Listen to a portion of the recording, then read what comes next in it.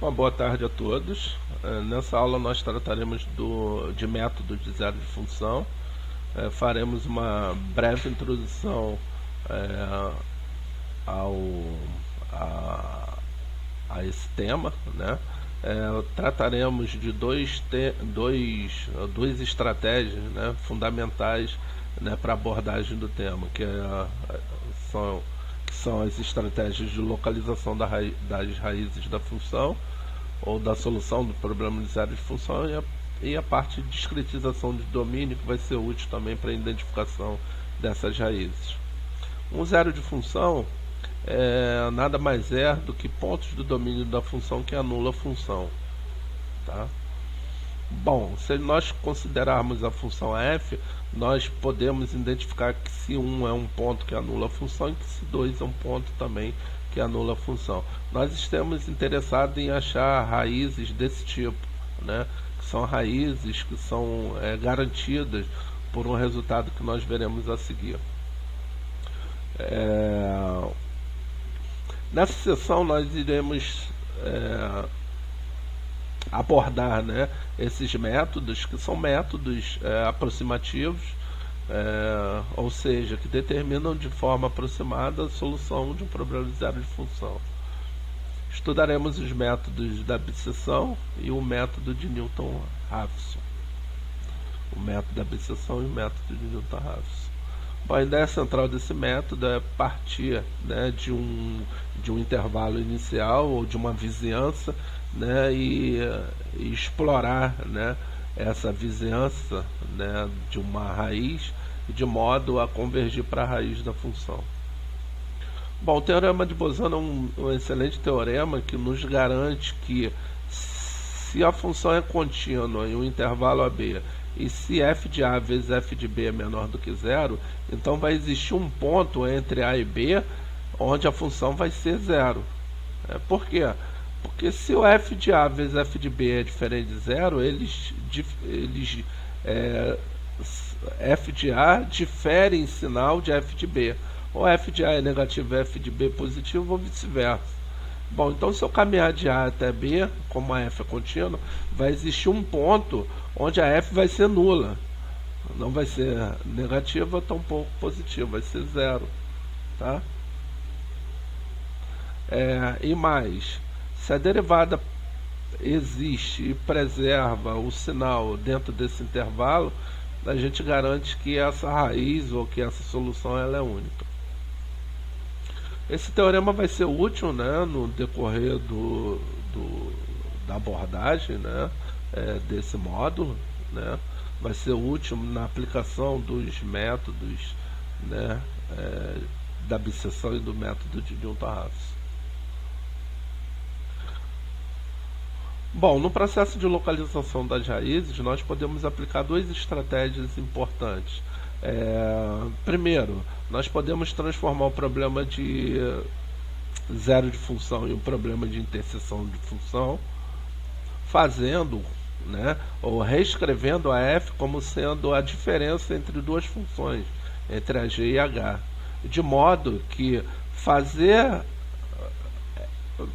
a f ser zero é a mesma coisa que fazer a g ser igual à função h. Bom, qual é o interesse, né, de transformar um problema de zero de função em um problema de interseção de função?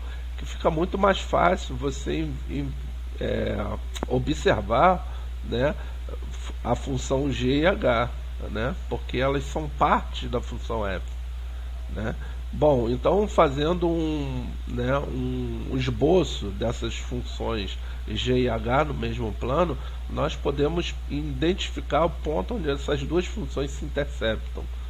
Bom, esses pontos serão os pontos onde a função f, função original, se anula.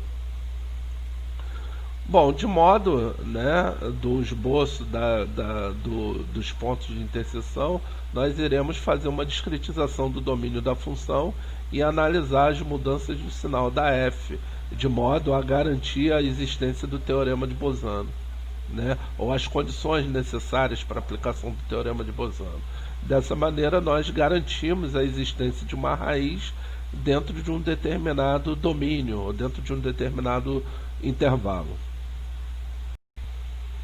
Bom, uma aplicação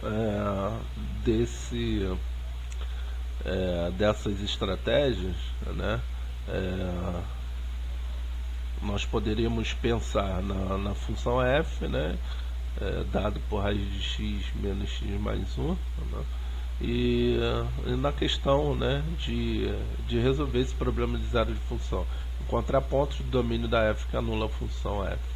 Né? Se nós pensarmos, né, em transformar um problema de zero de função em um problema de interseção de função, nós podemos pensar, né, na g como sendo uma parte da f, a g como sendo a raiz de x, e na h como sendo a reta x menos 1, de modo que a f, né, pode ser retratada como sendo a g menos a h. Okay? Bom, então assim fazer f de x ser zero é a mesma coisa de fazer g de x ser igual a h de x, ou seja, fazer a interseção entre a raiz de x, entre a g, e a reta x menos 1. Bom, então se nós plotarmos, né, essas duas funções, a g e a h, no mesmo plano, nós podemos identificar que a g, como é a raiz de x, é uma curva que parte do zero, né, e segue, né, o limite, né, de g de x quando x tende a mais infinito,